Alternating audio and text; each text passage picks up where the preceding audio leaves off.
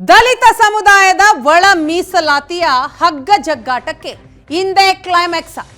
ಒಳ ಮೀಸಲು ಜಾರಿ ಸಂಬಂಧ ಇಂದು ಸರ್ಕಾರದಿಂದ ಫೈನಲ್ ನಿರ್ಧಾರ ಆಗೋ ನಿರೀಕ್ಷೆ ಇದೆ. ಸಿಎಂ ಸಿದ್ದರಾಮಯ್ಯ ನೇತೃತ್ವದಲ್ಲಿ ವಿಶೇಷ ಸಂಪುಟ ಸಭೆ ನಡೆಯಲಿದೆ. ಮಧ್ಯಾಹ್ನ 2 ಗಂಟೆಗೆ ನಡೆಯಲಿರುವಂತಹ ಸಭೆ. ಈ ಸಭೆಯಲ್ಲಿ ನಿರ್ಣಾಯಕ ತೀರ್ಮಾನ ತೆಗೆದುಕೊಳ್ಳೋ ನಿರೀಕ್ಷೆ ಇದೆ. ಈ ಹಿನ್ನೆಲೆಯಲ್ಲಿ ಸಭೆ ಮಹತ್ವವನ್ನ ಪಡೆದುಕೊಂಡಿದೆ. ಒಳ ಮೀಸಲಾತಿ ಜಾರಿಯ ಸಂಬಂಧ ದಲಿತ ಸಚಿವರಲ್ಲೇ ಪರ ಹಾಗೂ ವಿರೋಧದ ನಿಲುವಿದೆ. ದಲಿತ ಸಮುದಾಯಗಳಿಗೆ 15% ಮೀಸಲಾತಿ ಹಂಚಿಕೆಯ ಸಂಬಂಧ ಇವತ್ತು ಸಭೆ ನಡೀತಾ ಇದೆ. ಒಳ ಮೀಸಲು ಜಾರಿಗೆ ತಕ್ಷಣ ನಿರ್ಧಾರ ಮಾಡಬೇಕು ಅಂತ ಎಡ ಸಮುದಾಯ ಪಟ್ಟು ಹಿಡಿದಿದೆ. ಒಳ ಮೀಸಲಾತಿ ಜಾರಿಯ ಸಂಬಂಧ ಈಗ ದಲಿತ ಸಚಿವರಲ್ಲೇ ಪರ ವಿರೋಧದ ಅಭಿಪ್ರಾಯಗಳಿವೆ. ಒಟ್ಟಾರೆಯಾಗಿ ಮೀಸಲಾತಿ 50% ಮಿತಿಯೊಳಗೆ ಸರ್ಕಾರದಿಂದ ನಿರ್ಧಾರ ಆಗಬೇಕಾಗಿದೆ. 17% ಬದಲಿಗೆ 15% ಮೀಸಲಾತಿ ಹಂಚಿಕೆಯ ಬಗ್ಗೆ ಇವತ್ತು ನಡೆಯುವಂತಹ ವಿಶೇಷ ಸಚಿವ ಸಂಪುಟ ಸಭೆಯಲ್ಲಿ ನಿರ್ಧಾರ ಆಗೋ ನಿರೀಕ್ಷೆ ಇದೆ. ಒಳ ಮೀಸಲಾತಿ ಪ್ರಮಾಣದ ಬಗ್ಗೆ ತಾಂತ್ರಿಕ ಸಮಿತಿ ವರದಿಯನ್ನ ಆಧರಿಸಿ ಸರ್ಕಾರ ನಿರ್ಧಾರವನ್ನ ಕೈಗೊಳ್ಳಲಿದೆ. ಈ ಮೊದಲು ಹಲವು ಸಚಿವ ಸಂಪುಟ ಸಭೆಗಳಲ್ಲೂ ಕೂಡ ಒಳ ಮೀಸಲಾತಿಯ ಕುರಿತು ಚರ್ಚೆ ಆಗಿದೆ. ಚರ್ಚೆ ಆದರೂ ಈವರೆಗೂ ಅಂತಿಮ ತೀರ್ಮಾನ ಮಾಡೋದಕ್ಕಾಗಿಲ್ಲ. ಒಳ ಮೀಸಲಿನ ಕುರಿತು ಕಳೆದ ತಿಂಗಳು 27ರಂದೇ ವಿಶೇಷ ಸಂಪುಟ ಸಭೆ ನಿಗದಿಯಾಗಿತ್ತು. ಆದರೆ ಬೈ ಎಲೆಕ್ಷನ್ ಇದ್ದಂತಹ ಕಾರಣ ಅದನ್ನು ಮುಂದೂಡಲಾಯಿತು. ಮೊನ್ನೆ 16ನೇ ತಾರೀಕು ನಡೆದಿದ್ದಂತಹ ಸಂಪುಟ ಸಭೆ, ಆ ಸಭೆಯಲ್ಲೂ ಕೂಡ ಒಳ ಮೀಸಲು ವಿಚಾರಕ್ಕೆ ಸಂಬಂಧಪಟ್ಟ ಹಾಗೆ ಚರ್ಚೆ ಆಯಿತು. ಈ ಒಳ ಮೀಸಲು ಹಂಚಿಕೆಯ ಬಗ್ಗೆ ತಕ್ಷಣ ಕ್ರಮ ತೆಗೆದುಕೊಳ್ಬೇಕು ಅಂತ ಪರಿಶಿಷ್ಟ ಎಡಗೈ ಸಮುದಾಯದ ಸಚಿವರು ಅವತ್ತಿನ ಸಭೆಯಲ್ಲಿಯೇ ಒತ್ತಾಯ ಮಾಡಿದ್ರು. ಆದರೆ ಯಾವುದೇ ನಿರ್ಣಯಕ್ಕೆ ಬರೋದಕ್ಕೆ ಆಗಲಿಲ್ಲ. ಇವತ್ತು ಮಧ್ಯಾಹ್ನ 2 ಗಂಟೆಗೆ ವಿಶೇಷ ಸಂಪುಟ ಸಭೆಯನ್ನ ಕರೆಯಲಾಗಿದೆ. ಸಿಎಂ ಸಿದ್ದರಾಮಯ್ಯ ಅವರ ಅಧ್ಯಕ್ಷತೆಯಲ್ಲಿ ನಡೆಯುವಂತಹ ಸಭೆಯಲ್ಲಿ ನಿರ್ಣಾಯಕ ತೀರ್ಮಾನ ಆಗತ್ತಾ, ಇವತ್ತು ಒಂದು ತೀರ್ಮಾನವನ್ನ ತೆಗೆದುಕೊಳ್ತಾರಾ ಅಂತಹ ನಿರೀಕ್ಷೆ ಹಿನ್ನೆಲೆಯಲ್ಲಿ ಸಭೆ ಮಹತ್ವವನ್ನ ಪಡೆದುಕೊಂಡಿದೆ. ಒಳ ಮೀಸಲಾತಿ ಜಾರಿ ಮಾಡಲು ದಲಿತ ಬಲ ಸಮುದಾಯ ತೀವ್ರ ವಿರೋಧವನ್ನ ವ್ಯಕ್ತಪಡಿಸಿದೆ. ನ್ಯಾಯಮೂರ್ತಿ ನಾಗಮೋಹನ್ ದಾಸ್ ಆಯೋಗದ ವರದಿಯನ್ನೇ ತಿರಸ್ಕರಿಸಲು ಒತ್ತಡ ಹಾಕ್ತಾ ಇದೆ.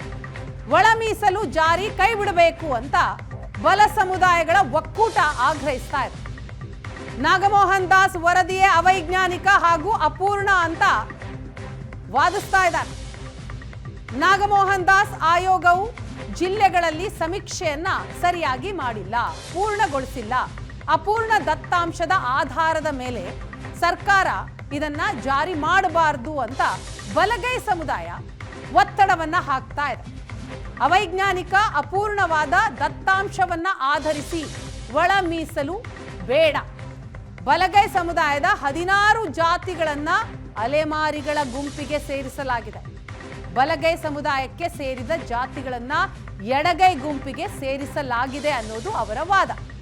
ನಾಗಮೋಹನ್ ದಾಸ್ ಆಯೋಗದ ವರದಿಯನ್ನೇ ತಿರಸ್ಕಾರ ಮಾಡಬೇಕು ಅಂತ ಬಲ ಸಮುದಾಯಗಳ ಒಕ್ಕೂಟ ಆಗ್ರಹಿಸ್ತಾ ಇದೆ. ಇದು ಅವೈಜ್ಞಾನಿಕ ಹಾಗೂ ಅಪೂರ್ಣವಾಗಿದೆ. ನಾಗಮೋಹನ್ ದಾಸ್ ಆಯೋಗ ಜಿಲ್ಲೆಗಳಲ್ಲಿ ಸಮೀಕ್ಷೆಯನ್ನ ಪೂರ್ಣಗೊಳಿಸಿಲ್ಲ. ಅಪೂರ್ಣ ದತ್ತಾಂಶದ ಆಧಾರದ ಮೇಲೆ ಹೇಗೆ ಜಾರಿ ಮಾಡೋದಕ್ಕೆ ಆಗುತ್ತೆ? ಸರ್ಕಾರ ಇದನ್ನ ಜಾರಿಗೊಳಿಸಬಾರದು. ಬಲಗೈ ಸಮುದಾಯದ 16 ಜಾತಿಗಳನ್ನ ಅಲೆಮಾರಿಗಳ ಗುಂಪಿಗೆ ಸೇರಿಸಲಾಗಿದೆ. ಬಲಗೈ ಸಮುದಾಯಕ್ಕೆ ಸೇರಿದ ಜಾತಿಗಳನ್ನ ಎಡಗೈ ಗುಂಪಿಗೆ ಸೇರಿಸಲಾಗಿದೆ. ಹಾಗಾಗಿ ಇದನ್ನ ಜಾರಿ ಮಾಡೋದು ಬೇಡ ಅಂತ ಬಲ ಸಮುದಾಯ ಒತ್ತಾಯವನ್ನ ಮಾಡ್ತಾ ಇದೆ.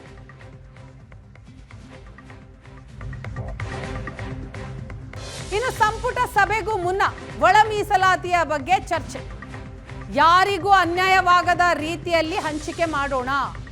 ಸಭೆಯ ನಂತರ ಬೆಂಗಳೂರಿನಲ್ಲಿ ಸಚಿವ KH ಮುನಿಯಪ್ಪ ಅವರು ಹೇಳಿದ್ದಾರೆ, ಒಳ ಮೀಸಲಾತಿ ಒಬ್ಬರೇ ತೀರ್ಮಾನ ಮಾಡೋದಕ್ಕಾಗಲ್ಲ. ಎಲ್ಲರೂ ಸೇರಿಕೊಂಡು ಚರ್ಚೆ ಮಾಡಬೇಕು. ಚರ್ಚೆಯ ನಂತರ ನಿರ್ಧಾರ ತೆಗೆದುಕೊಳ್ಬೇಕು. ಸಚಿವ ಸಂಪುಟ ಸಭೆಯಲ್ಲಿ ಈ ಬಗ್ಗೆ ಚರ್ಚಿಸುತ್ತೇವೆ ಅಂತ ಸಚಿವ ಮುನಿಯಪ್ಪ ಅವರು ಹೇಳಿದ್ದಾರೆ. ರಿಯಾಕ್ಟ್ ಮಾಡಿದ್ದಾರೆ ಮುನಿಯಪ್ಪ. ಯಾರಿಗೂ ಅನ್ಯಾಯ ಆಗದಿರೋ ಸಮವಾಗಿ ಹಂಚ್ಕೊಳ್ಳೋ ರೀತಿ ಮಾಡ್ಕೊಳ್ಳೋಣ. ಕ್ಯಾಬಿನೆಟ್ಟಲ್ಲಿ ಡಿಸ್ಕಸ್ ಮಾಡೋಣ. ಕ್ಯಾಬಿನೆಟ್ ಎಲ್ಲರೂ ಇರ್ತಾರೆ, ಒಟ್ಟಿಗೆ ಸೇರಿ ಒಂದು ಕನ್ಸೆನ್ಸಸ್ ಮಾಡಿಕೊಂಡು ನಾವು ಇದನ್ನು ತೀರ್ಮಾನ ಮಾಡೋಣ ಅಂತ ಒಂದು ಅಭಿಪ್ರಾಯಕ್ಕೆ ಬಂದಿದ್ದೀವಿ. ಒಳ ಮೀಸಲಾತಿ ಕೇವಲ ಒಬ್ಬರೇ ತೀರ್ಮಾನ ಮಾಡೋಕ್ಕಾಗಲ್ಲ, ಇಡೀ ಕ್ಯಾಬಿನೆಟ್ ತೀರ್ಮಾನ ಮಾಡಬೇಕು. ಮುಖ್ಯಮಂತ್ರಿಗಳು ಉಪಮುಖ್ಯಮಂತ್ರಿಗಳು ಎಲ್ಲ ಇರ್ತಾರೆ, ಎಲ್ಲರೂ ಒಟ್ಟಿಗೆ ಸೇರಿ ತೀರ್ಮಾನ ಮಾಡಬೇಕು ಅಂತ ಇಷ್ಟನ್ನು ಚರ್ಚೆ ಮಾಡಿದ್ದೀವಿ. ಚರ್ಚೆ ಮಾಡುವಾಗ ABC ಏನಿದೆ ಅವರೆಲ್ಲರೂ ಕೂಡ ಸಮವಾಗಿ ಹಂಚ್ಕೊಳ್ಳೋಣ. ಇವತ್ತಾದ್ರೂ ಫೈನಲ್ ಆಗುತ್ತೆ ಸರ್, ಬಹಳ ದಿನಗಳ ಕನಸಿರುವಂಥದ್ದು. ನೋಡಿ, ಕ್ಯಾಬಿನೆಟ್ ಡಿಸಿಷನ್ನು ಇವತ್ತ ತೀರ್ಮಾನ ತೆಗೆದುಕೊಳ್ಳಿಕ್ಕೆ ಕರೆದಿದ್ದೀವಿ. ಹೆಚ್ಚು ಕಡಿಮೆ ಕ್ಲಿಯರ್ ಆಗುತ್ತೆ ಅಂತ ಭಾವನೆ ಇದೆ ನನಗೆ. ಬಲಗೈ ಸಮುದಾಯ ವಿರೋಧ ಸರ್, ಅದ್ರ ಬಗ್ಗೆ ಏನು ಹೇಳ್ತೀರಿ? ಎಲ್ಲರೂ ಅಭಿಪ್ರಾಯ ವ್ಯಕ್ತಪಡಿಸ್ತಾರೆ. ಸರ್ಕಾರ ಏನು ಡಿಸಿಷನ್ ತೆಗೆದುಕೊಳ್ಬೇಕು ಅದು ಡಿಸಿಷನ್ ಸಚಿವರಲ್ಲಿ ಎಲ್ಲರಲ್ಲೂ ಒಗ್ಗಟ್ಟಿದೆಯಾ ಅಂತ ಸರ್? ಒಗ್ಗಟ್ಟಿದೆ, ಒಗ್ಗಟ್ಟಿದೆ, ಒಮ್ಮತ ಇದೆ. ಹಿಂದೆಯೇ ಒಮ್ಮತ ಇದ್ದಿದ್ರೆ ಇದು ಇಷ್ಟು ತಡ ಆಗ್ತಿರ್ಲಿಲ್ಲ. ನೋಡಿ, ನಾವು 17ರಂತೆ ಈಗಾಗಲೇ ಅಸೆಂಬ್ಲಿಯಲ್ಲಿ ತಂದು ಪಾಸ್ ಮಾಡಿ ಗವರ್ನರ್ ಸಹಿ ಹೋಗಿದೆ. ಇದಕ್ಕಿಂತ ಒಗ್ಗಟ್ಟಿಲ್ಲೇನು ಬೇಕು? ಇದಕ್ಕಿಂತ ಒಮ್ಮತ್ತಿಲ್ಲೇನು ಬೇಕು? 17 ಮೇಲೆ 15-60 ರೇಷಿಯೋ ಹಂಚ್ಕೊಳ್ಳೋದು ಒಂದಿದೆ. ರೋಸ್ಟರ್ ಬಂದದ ಬಗ್ಗೆ ಚರ್ಚೆ ಆಗ್ತದೆ. ಅದು ಬಿಟ್ಟರೆ ಏನಿದೆ? ಸರ್ಕಾರಕ್ಕೆ ಮನಸ್ಸಿಲ್ವಾ? ಇಡೀ ಅಸೆಂಬ್ಲಿ ಕೌನ್ಸಿಲಲ್ಲಿ ಒಪ್ಪಿಗೆ ಪಡೆದ ನಂತರ ಯಾರು ಒಮ್ಮತ್ತಿಲ್ಲಾರ್ದಾಗತ್ತೆ? ಫೈನಲ್ ಆಗುತ್ತೆ. ಕ್ಯಾಬಿನೆಟ್ ಡಿಸಿಷನ್ ನಾನು ಒಬ್ಬನೇ ಹೇಳೋದಿದ್ರೆ ಹೇಳಿಬಿಡ್ತಿದ್ದೆ. ದಲಿತ ಒಳ ಮೀಸಲಾತಿ ನಿರ್ಧಾರ ಇವತ್ತಿನ ಸಂಪುಟ ಸಭೆಯಲ್ಲಾಗಲ್ವಾ? ಒಳ ಮೀಸಲು ಜಾರಿಯ ಬಗ್ಗೆ ಎಚ್ಚರಿಕೆಯ ಹೆಜ್ಜೆಯನ್ನಿಟ್ಟಿದ್ದಾರೆ ಸಿಎಂ ಸಿದ್ದರಾಮಯ್ಯ. ಗೊಂದಲ ಪರಿಹರಿಸಿಕೊಂಡು ಬನ್ನಿ ಅಂತ ದಲಿತ ಮಂತ್ರಿಗಳಿಗೇನೆ ಸಿಎಂ ಸೂಚನೆಯನ್ನ ಕೊಟ್ಟಿದ್ದಾರೆ. ಸಮುದಾಯದ ಹಿತಕ್ಕಾಗಿ ಒಮ್ಮತದ ನಿರ್ಧಾರ ಮಾಡ್ಕೊಂಡು ಬನ್ನಿ, ಸಹಮತದ ನಿರ್ಧಾರಕ್ಕೆ ಎಲ್ಲರೂ ಬನ್ನಿ ಅಂತ ದಲಿತ ಮಂತ್ರಿಗಳಿಗೆ ಸಿಎಂ ಸಿದ್ದರಾಮಯ್ಯ ಸೂಚನೆ ಕೊಟ್ಟಿದ್ದಾರೆ. ಸಿಎಂ ಅವರ ಸೂಚನೆಯ ಹಿನ್ನೆಲೆಯಲ್ಲಿ HC ಮಹದೇವಪ್ಪ ಮನೆಯಲ್ಲಿ ಸಭೆ ನಡೀತಾ ಇದೆ. ಬಹಳ ಎಚ್ಚರಿಕೆಯ ಹೆಜ್ಜೆಯನ್ನ ಇಟ್ಟಿದ್ದಾರೆ ಸಿಎಂ ಸಿದ್ದರಾಮಯ್ಯ. ಇವತ್ತು ಒಳ ಮೀಸಲಾತಿಯ ಕುರಿತಾಗಿ ನಿರ್ಣಾಯಕ ತೀರ್ಮಾನವನ್ನ ತೆಗೆದುಕೊಳ್ಳೋದಿಕ್ಕೆ ಒಂದು ಕಡೆ ವಿಶೇಷ ಕ್ಯಾಬಿನೆಟ್ ಮೀಟಿಂಗ್ ಅನ್ನ ಕರೆದಿದ್ದಾರೆ. ಇದರ ನಡುವಿನಲ್ಲಿ ಈ ನಿರ್ಧಾರವನ್ನ ನೀವೇ ಮಾಡಿ ಅಂತ ದಲಿತ ಮಂತ್ರಿಗಳಿಗೆ ಸೂಚನೆ ಕೊಟ್ಟಿದ್ದಾರೆ.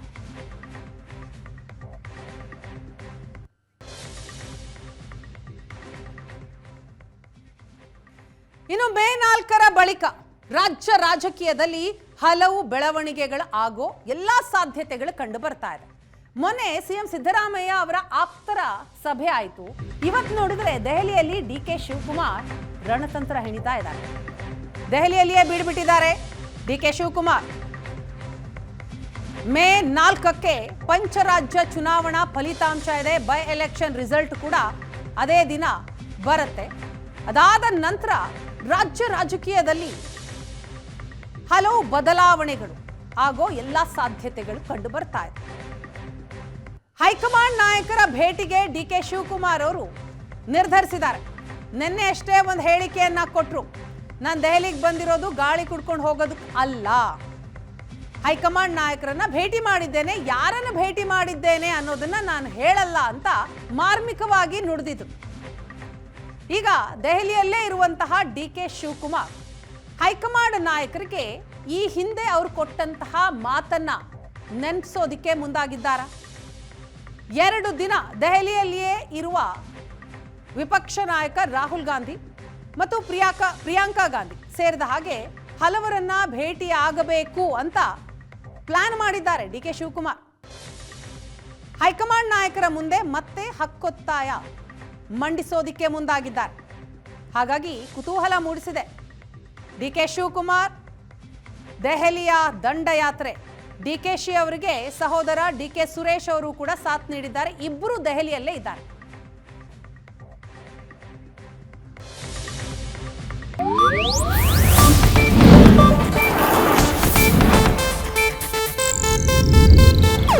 ಇದು ಏಷ್ಯಾನೆಟ್ ನ್ಯೂಸ್ ನೆಟ್ವರ್ಕ್ ಪ್ರಸ್ತುತಿ.